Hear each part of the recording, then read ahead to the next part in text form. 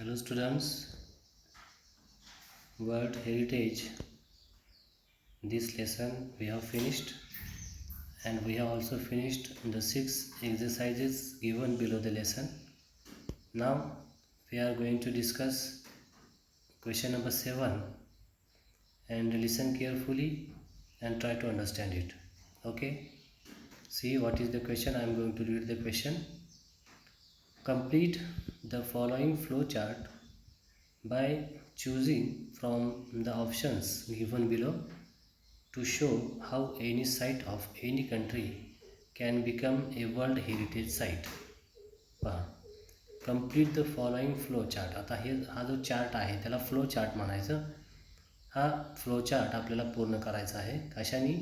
Bye choosing from the options given below to show how any site of any country can become a world heritage site. म्हणजे एखादं ठिकाण हे world heritage site होण्यासाठी कुठल्या पायऱ्यांनी तुम्ही गेलं पाहिजे याचा एक फ्लो चार्ट आपल्याला बनवायचा आहे खाली दिलेल्या माहितीच्या आधारे. तर खाली दिलेली माहिती पहा अशी आहे. तर हे जे वाक्य आहेत हे आपल्याला स्टेप बाय स्टेप मेन्शन करायचे आहेत की जेणेकरून शेवटी आपलं ठिकाण जे आहे हे वर्ल्ड हेरिटेज साईट म्हणून सिलेक्ट झालं पाहिजे. हे जागतिक वारसा म्हणून हे ठिकाण आपलं सिलेक्ट झालं पाहिजे. तर टेक अँड इन्व्हेंटरी पहिला सुरुवात आहे. टेक अँड इन्व्हेंटरी म्हणजे आपण जे काही आपले भागातले जे काही सिलेक्टेड मेंबर्स आहेत त्यांच्याकडून त्या यादीचं नाव पहिल्यांदा त्या ह्याच्यामध्ये टेंटेटिव्ह लिस्टमध्ये आलं पाहिजे. Inclusion of the name of a site from the tentative list to the nomination file. बघा नॉमिनेशन आता ही वाक्यामध्ये तुम्हाला पूर्ण वाक्यामध्ये तुम्हाला हा भाग दिलेला आहे. तर तुम्ही याचं शॉर्ट करून फ्लो चार्ट तयार करायचा आहे. शॉर्टमध्ये या ठिकाणी बघा कसं दिलं आहे की आपण काय केलं मागाशी की एका छोट्याशा वाक्यावरून एक मोठं वाक्य तयार केलं. आता मोठ्या वाक्यावरून आपल्याला छोटंसं वाक्य तयार करायचं आणि त्याची एक फ्लो चार्ट तयार करायचा आहे. तर बघा यातून एक छोटासा मुद्दा आपल्याला तयार करायचा आहे. Inclusion of the name of a site from the tentative list to the nomination file. याच्यामधून एक क्लॉज किंवा एक फ्रेज आपल्याला काढायची आहे आणि ते त्या 2 नंबरच्या पायरीवरती ठेवायचे आहे. पुढं पहा 3 नंबर. Inclusion of the name of site for nomination in a tentative list after an inventory in the country or the state. पहा की ह्याचंही शॉर्ट तुम्ही वाक्य करून ते फ्लो चार्टमध्ये लिहायचं आहे. चौथं वाक्य पहा. Decision of the World Heritage Committee after review of the nominated file. पहा Decision of the World Heritage Committee after review of nominated file. आणि पुढचा जो मुद्दा आहे तो हा दिलेला आहे. यालाही तुम्ही शॉर्ट करून फ्लो चार्टमध्ये बसवायचा आहे एका फ्रेजमध्ये. Next one. A review of the file included by the advisory bodies. The review of the file included by the advisory bodies. याचंही एक छोटंसं वाक्य आपण तयार करू शकतो की ए review of file.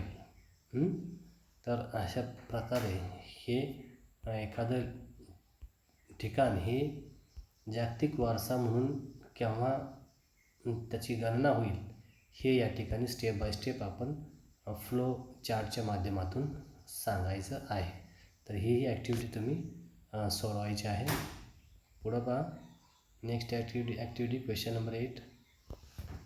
Match the pair to define different roles of the world heritage sites.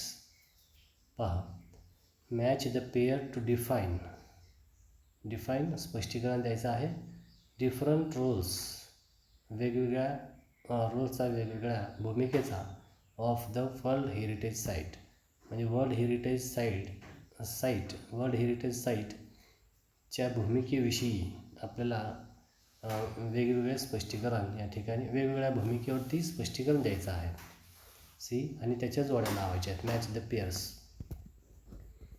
1 I am reading column number A and we have to match it from to column number B. See, 1. Identify cultural and natural sites. Identify cultural and natural sites म्हणजे identify म्हणजे शोधणे cultural काय म्हणू आपण सांस्कृतिक आणि नैसर्गिक ठिकाणं शोधणं. 2. आयडेंटिफाय साईट्स ऑफ साईट्स कोणत्या प्रकारच्या आयडेंटिफाय साईटच्या आयडेंटिफाय करणं. 3. आयडेंटिफाय साईट्स दॅट रिप्रेझेंट्स अशा प्रकारच्या साईट्स शोधणं की जे प्रतिनिधित्व करेल. कशाचं करेल आता तुम्ही जोडीमध्ये पुढे लिहायचं आहे. देन युनेस्को याशी संबंधित आहे किंवा युनेस्को हे काम करतं. World heritage site should have world heritage साईटला पाहिजे. World heritage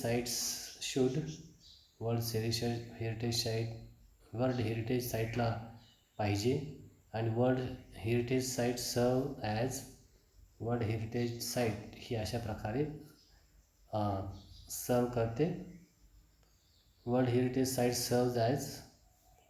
world heritage site should ensure जागतिक वारसा दाखवणारे जे काही ठिकाणं आहेत शुड इन्शुअर त्यांच्याविषयी खात्री झाली पाहिजे. It should at last developed तर ह्याचा विकास हा झाला पाहिजे किंवा ह्याचं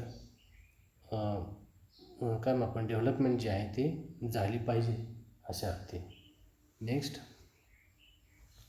आता हे बघा समोर जोड्या लावण्यासाठी तुम्हाला बी कॉलममध्ये मटेरियल दिलेलं आहे.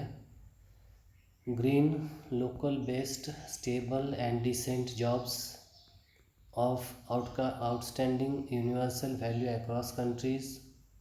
Preserve outstanding sites and natural resources. D. Tourism.